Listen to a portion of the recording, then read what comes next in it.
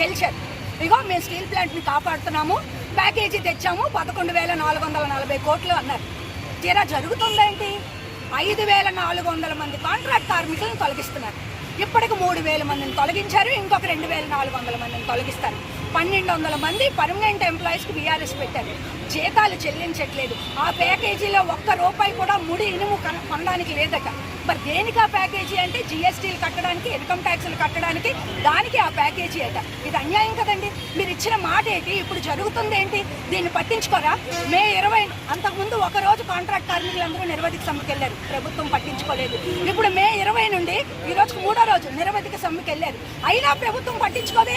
చంద్రబాబు నాయుడు గారు పట్టించుకోరు. చంద్రబాబు నాయుడు గారికి నెలంతా యోగా చేయమని చెప్పడానికి వీలుంది, అవకాశం ఉంది. కానీ స్టీల్ ప్లాంట్ కాంట్రాక్ట్ కార్మికుల గురించి మాట్లాడమంటే మాత్రం చంద్రబాబు నాయుడుకి అవకాశం కుదరట్లేదు. ఇది ఎక్కడ న్యాయం అడుగుతున్నాం? స్టీల్ ప్లాంట్ లోపలంతా పోలీసులతో నింపారు, బయట పోలీసులు. ఇంత నిర్బంధం ప్రయోగించడానికి మీకు ఎవరిచ్చారు హక్కు? మీరు ఏం చెప్పారు? ఇప్పుడు ఏం చేస్తున్నారు?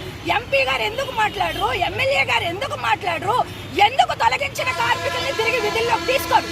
ఇది డిమాండ్ చేస్తూ మొత్తం ఆంధ్ర రాష్ట్రానికి, విశాఖ నగరానికి, స్టీల్ ప్లాంట్ కార్మికులకి ప్రభుత్వాలు గుండు కొట్టేస్తున్నాయని చెప్పి మేము భావించి ఈ దుర్మార్గాన్ని నిరసిస్తూ ఈరోజు ఇక్కడ ఈ గుండు కొట్టించుకునే కార్యక్రమం జరిగింది. మా డిమాండ్ ఒకటే, తక్షణం తొలగించిన వాళ్ళందరినీ విధుల్లోకి తీసుకోండి. అలాగే ఆ పోలీసులందరినీ వెనక్కి తీసుకురండి. స్టీల్ ప్లాంట్ని లాభాల బాటలు పట్టించండి. ఆంధ్ర రాష్ట్రానికి అలాగే విశాఖ ప్రజలకి 32 మంది ప్రాణాల బలిదానంతో వచ్చిన స్టీల్ ప్లాంట్ని కాపాడండి అని చెప్పి కేంద్ర ప్రభుత్వాన్ని, కూటమి ప్రభుత్వాన్ని, ముఖ్యంగా చంద్రబాబు నాయుడు గారిని డిమాండ్ చేస్తున్నాం.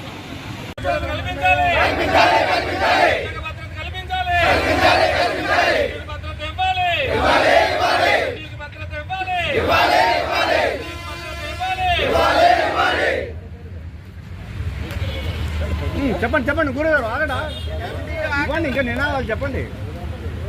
2027 వరకు ఎండీలు